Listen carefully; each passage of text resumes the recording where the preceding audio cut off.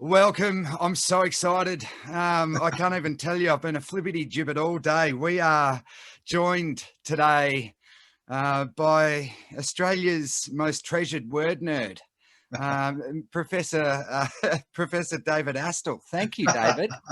Thanks for your time. Yeah, thanks a lot, Sam. Pleasure, mate. Is that your private study? It is, in fact, it's a rare insight into the word cave, Sam, that you and all lookers are getting. I don't normally lead people here. It is my lair. Thank you so much for letting me in. This is my study as well. This is where I do my writing, my reading. I tend to do at night in bed. I've got to make the most of my time with you, David. I'm overexcited because I love stories and I love words. And you're someone that I've looked up to. You know words. I like to think that I love words. And then I look at you and I think, God, I've got nothing more than a passing interest. But I do remember the first word I found. I'm wondering if people listening or watching might remember the first word that tickled them. As I asked David, do you remember one of the first words to tickle you and why? I do. I fondly remember Winnie the Pooh books, and I love the fact that Owl, who was the smartest animal in the 100-acre wood, who always got the letters wrong. Yeah.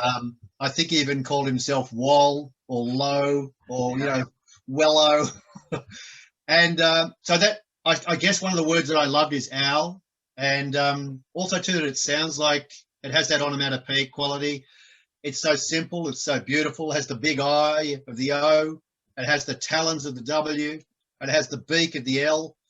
So I look at letters as if they are fulfilling their destiny, and they're telling me little secrets, just like owls can tell me a secret. And in fact, we were living in Balgala at the time, which is just some northern beaches of Sydney. That's where I grew up for a little while at least. And when I did see as a kid owl nesting inside Balgala, I just, I was absolutely mesmerised. And even telling that to Mum, and I think she was a little concerned for my mental health, to be honest. I can't, wow. I mean, so you're seeing kind of words hieroglyphically in a way, as you describe them. So you're looking not just at the letters that constitute the word, but indeed the story that the shapes tell. Yeah, you bet. It's a little bit of a synesthetic affliction, maybe. Explain for our audience what synesthesia. Well, it's basically, it's like how a word might have a different color or a sound might have a different taste. It's where the two senses mix up. And so, I know that there's quite a few actors, in fact, who do have a version of it where they can remember script really well because they remember colors. Yes. And same for musicians. They might remember how a different sound has a different color to it. But for me, I remember words well, and I get lost in words because each of the combinations of letters to me whisper different scenarios and different panoramas. I look at all the beautiful basket of snakes that's in a word like sensuous. So I kind of almost relate the sensuous idea to snakes because of the happy accident of the letters.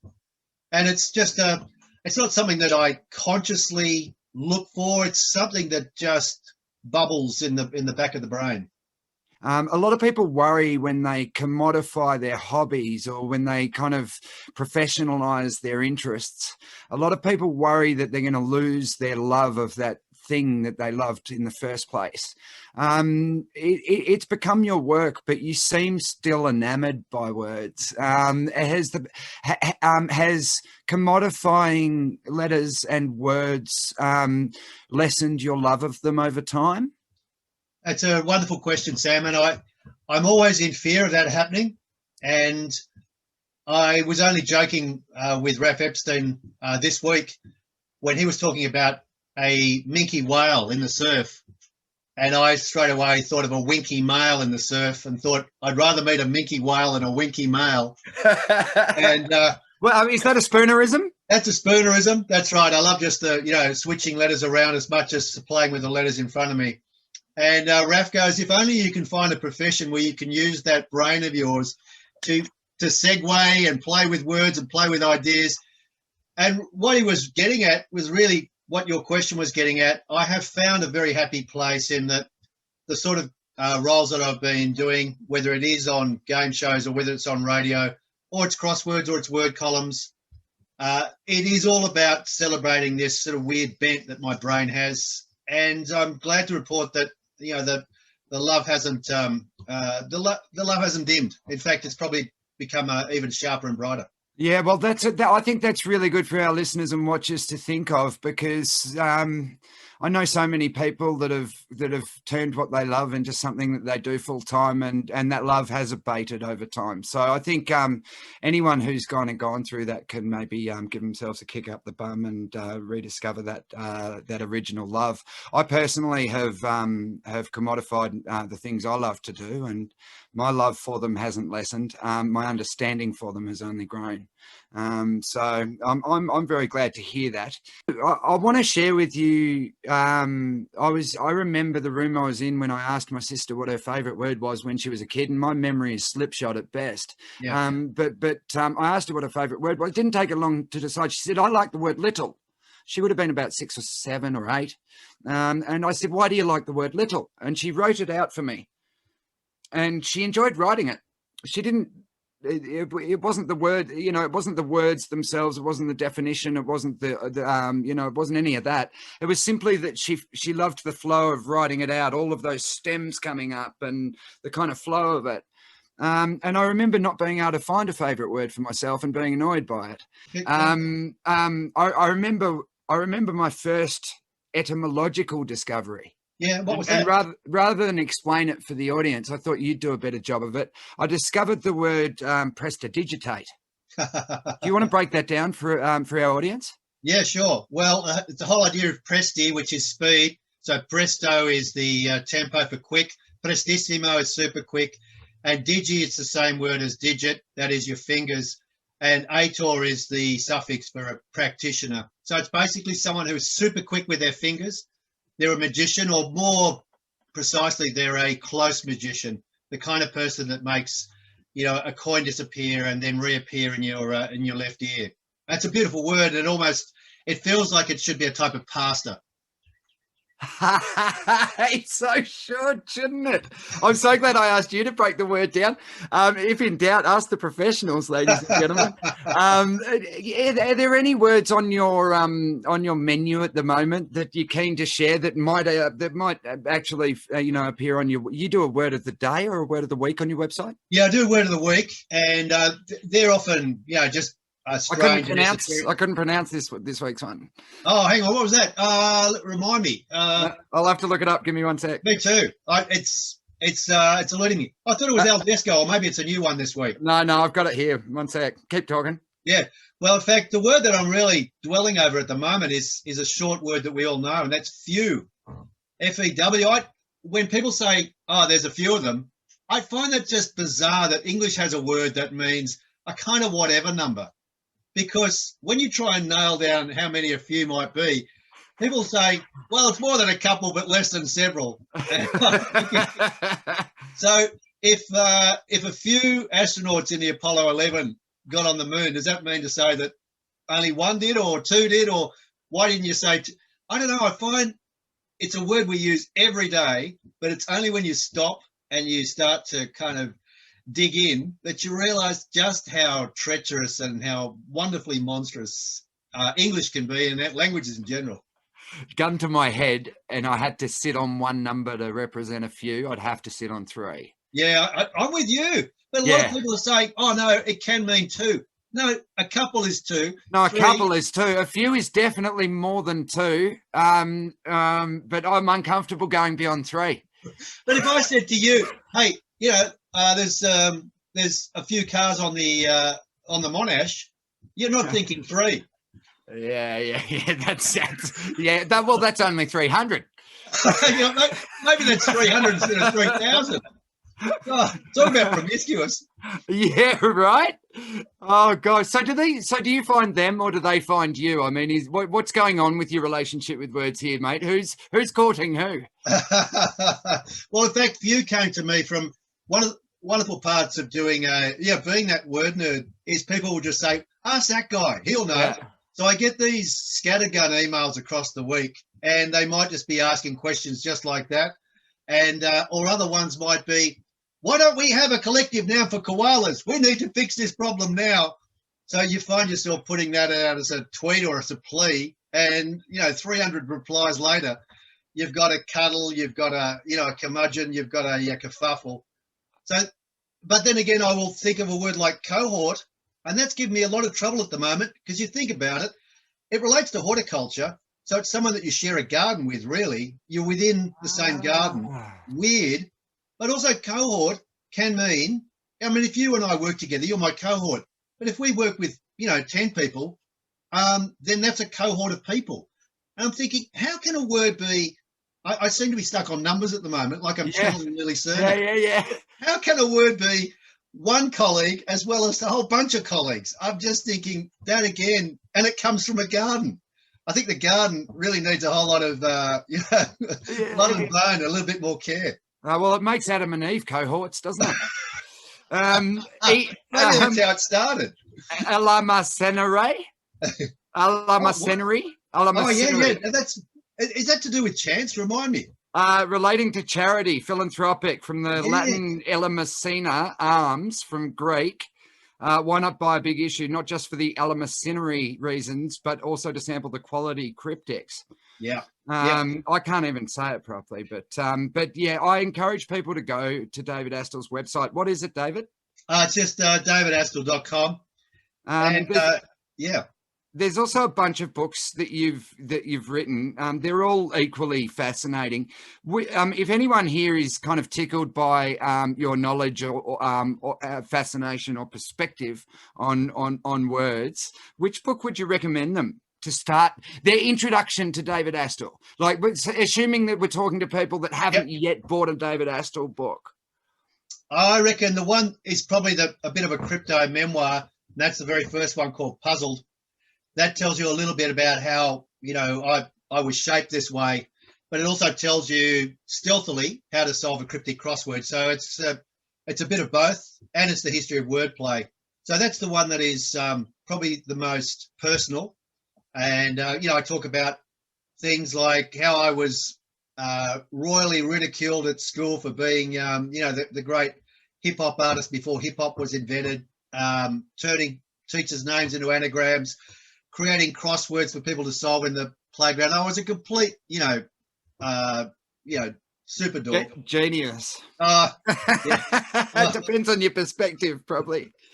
So I guess that, and the most recent one, which is Rewording the Brain, is a little more formal, but it steps you through just how the brain works in terms of capturing words, solving problems, and then again, there's a bit of a payoff with puzzles to finish the book, which for me, it's a little bit like Winnie the Pooh with honey. If you can't finish with puzzles, then is it really worth the picnic?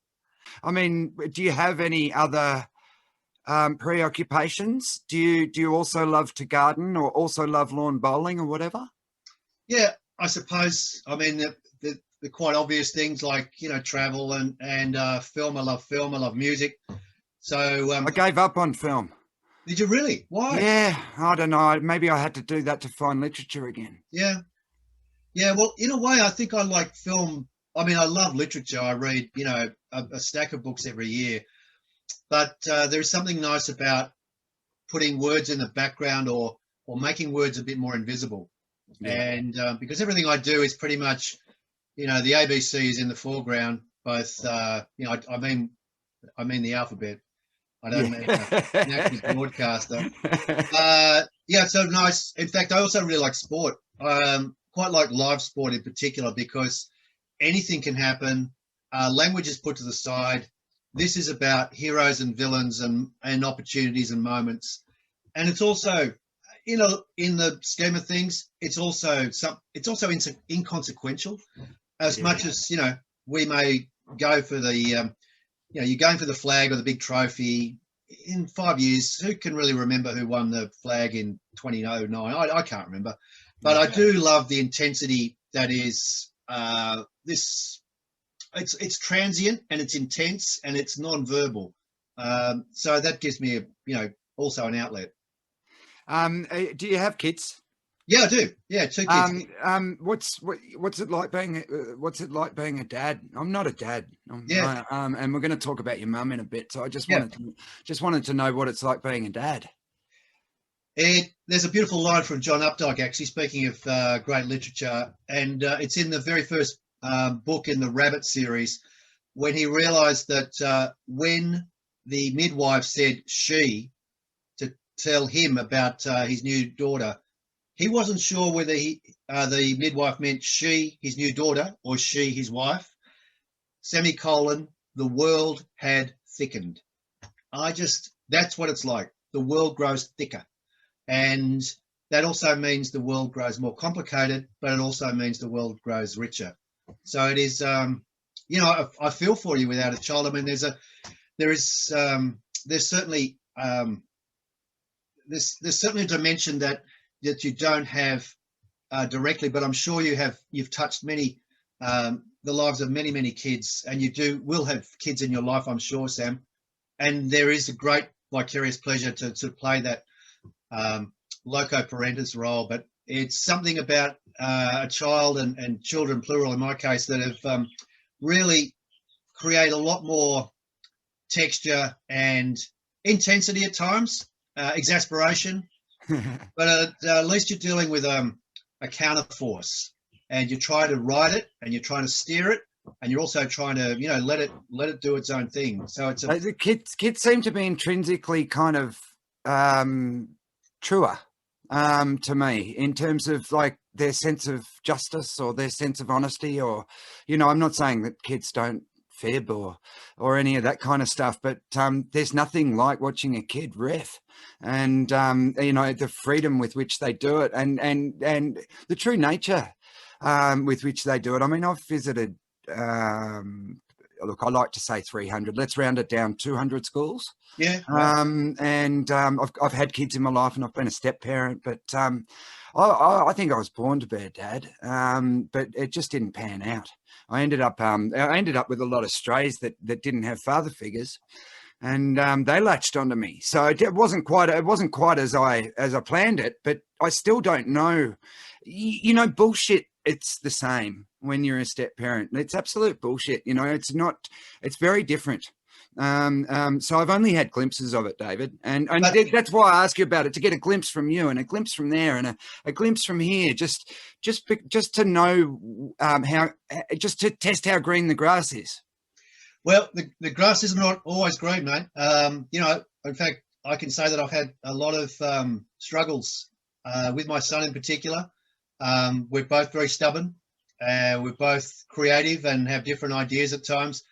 So we collide and we clash, and sometimes we diligently ignore each other, and that can be an uncomfortable ride. So that green grass sometimes has got a whole lot of ragwort in it, and needs closer attention. Yeah, well, it might be a bit thicker than the green grass on my side. That's right, but never devalue the fact that you have made that real connection with those strays, as you call them, because it's those figures in the life of a child who's out of balance that are absolutely their value is. Yeah, I don't mean to undermine their value. I just didn't want to pretend that it was the same. What about to talk to me about? I've already gotten a little picture from you about how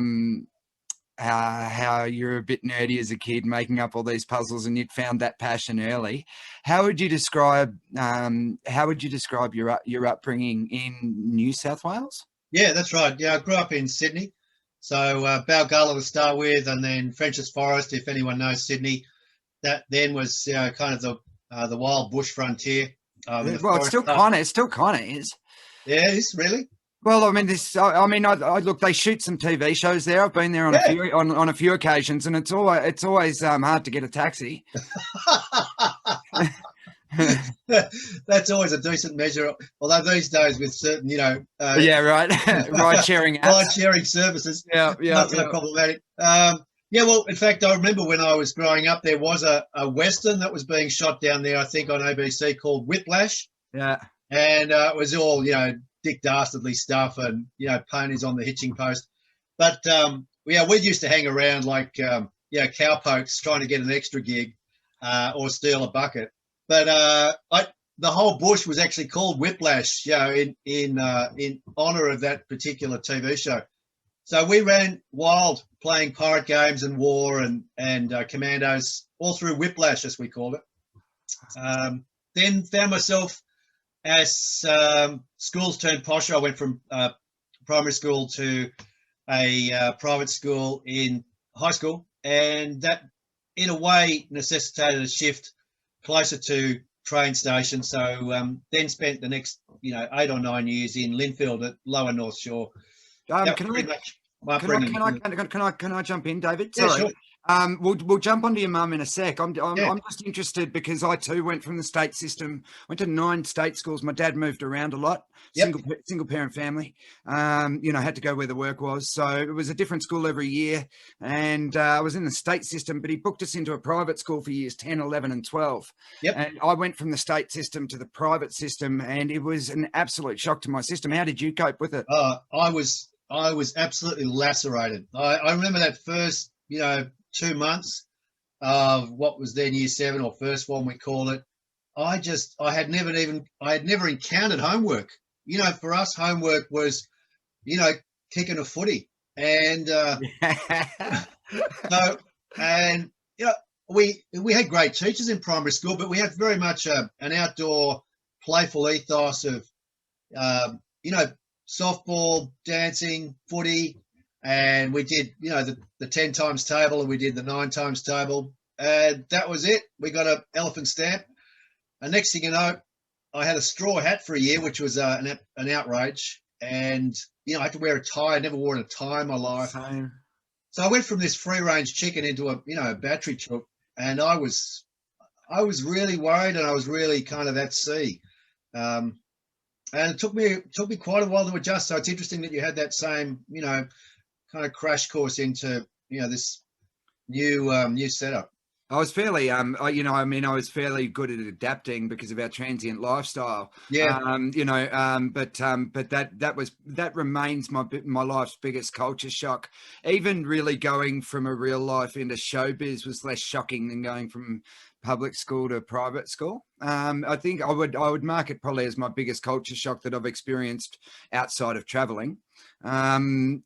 I'm running out of time and keen to make the most of it. The reason I'm lucky enough to be speaking with David Astle today is because he's contributed to our new book, Dear Mum. Dear Mum is look, I'm just loving it the more I get into it. It's a lovingly curated collection of over 90 letters to mums, David. You're in really good company. Yeah, that's wonderful, mate. So that's fantastic getting such a glittering number. We have 758,000 in our cohort. Fantastic cohort. Yeah. Just to be clear, what do you mean? You mean a few? You got a few, right? Yeah. Exactly, right. Exactly. Love Your Sister constitutes about 800,000 people everywhere. 84% of us are women and mums. So obviously, in publishing Dear Mum, we took great care. Also, my mum died when I was young, and I've just forever felt the importance of mums, even through the absence of them. And it brings me great pleasure to have these conversations around the release of this book. David, I've read your book. I love it. Do you have time to do me a reading? Yeah, I'd love to, Sam. If you'd be happy to. I've been looking forward to it. If you were so inclined. Okay, well, that's great. So you want me just to sort of read the letter to Mum? Well, I'll explain to the audience firstly that you do a kind of anagram thing. It's not an anagram. It's your thank you thing. Acrostic. Acrostic. Yep. And it runs through thank you, as in THANKYOU, and you break your letter up into segments that respond to those letters. So maybe it's helpful if we explain that first, because it's something that's much more apparent when you read it and won't be as apparent when you hear it.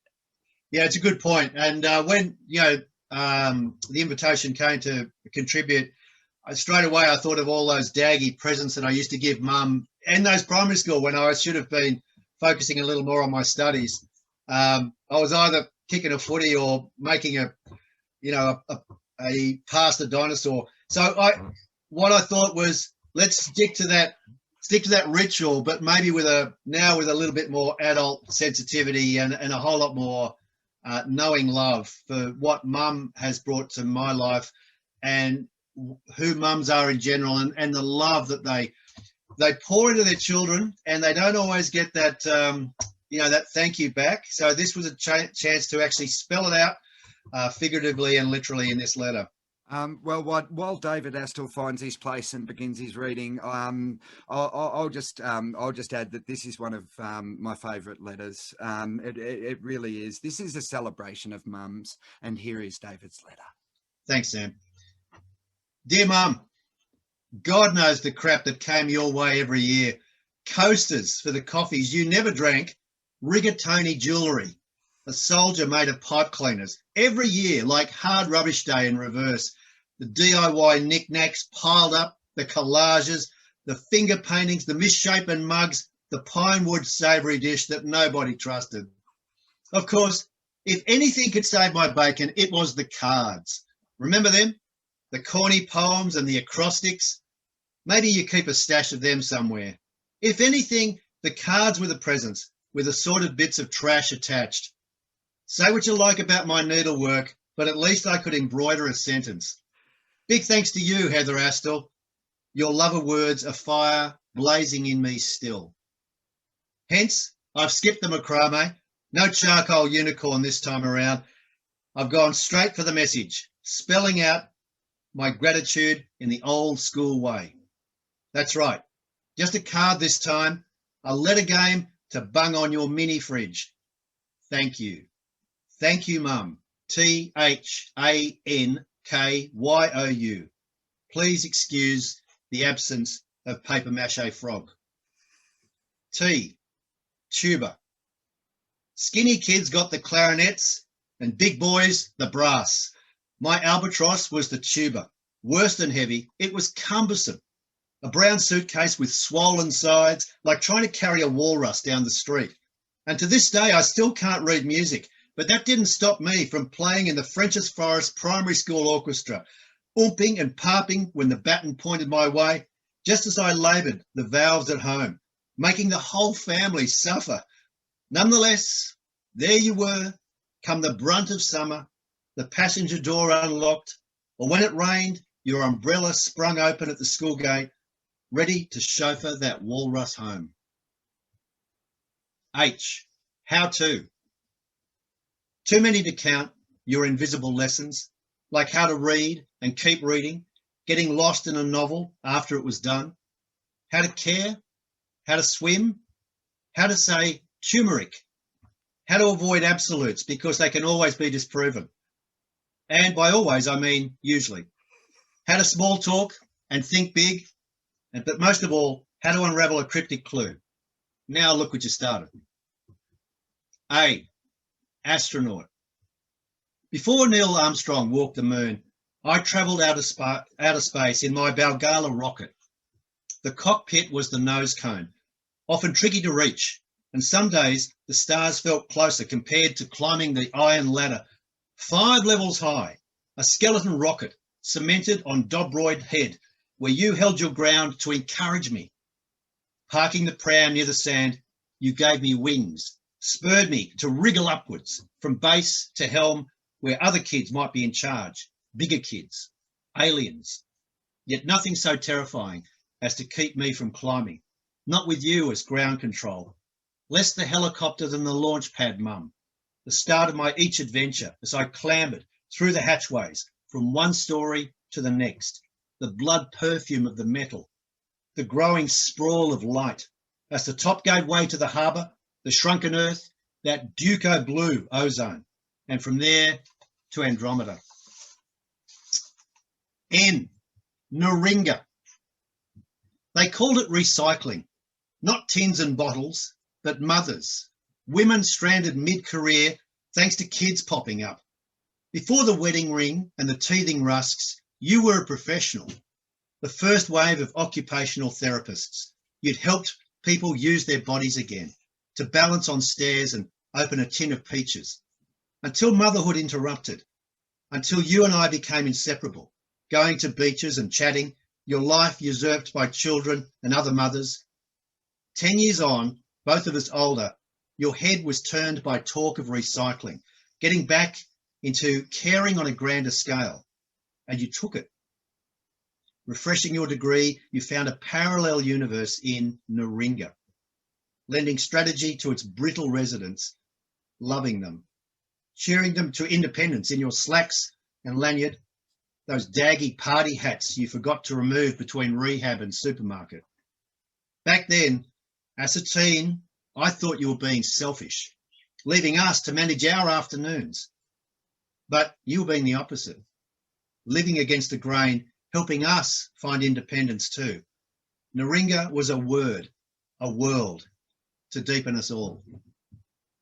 K, knock, knock. Who's there? Heather. Heather who? Heather last of David's knock, knock jokes? Or riddles? Or pop songs? Stories? Anagrams? Sorry, you never did. I was relentless. I was the torrent to your rock. Neither of us capitulating. Every day, from A to Z, from lame jokes to timid essays, you copped it. My outpouring to your audience. Why? Yabbies. Two kinds. The mud-coloured monsters that hid in the Girral Dam, your family farm where nursery labels hung from giant trees like toe tags stuck on the living. And the see-through yabbies we sucked from sand, working the plunger along the lagoon's edge. Two sacred places, haunted by yabbies, both totems outraged by the sudden air. Wendover and Ku-ring-gai, two vivid realms that still gnaw my imagination, indelible places hidden down tracks that you knew by heart. Oh, onion skin. The plan was simple. Every month, like clockwork, I'd send you an envelope filled with brain teasers and puzzles, things that I'd make in transit, tracing the Andes or waiting for socks to dry in Munich. Aside from garfish, how many animals can you list with gar in their names? That's an example. Plus 23 other word-wit puzzles every month, always on onion skin paper to lessen the cost. Each one scheduled to run in the Herald, my cash cow. But I needed you in between, my typist and decoder, my midwife and attorney, my proofreader and accomplice. In short, my mum. I paid you in updates and imprecisions. I paid you nothing. Without you, Lee Starheath, your working alias, the anagram of your name, Heather Astle, the Andes may as well have been on the moon. You, undertow. I'm lying face up in the wash, the waves too small to bother with. I might be 8 or 9, a boy on the brink of being older. The family umbrella is planted near the bars where the girls want to swim, and you can't be everywhere after all. Mind this, I said, plunking my surf mat by your towel and bolting for the water.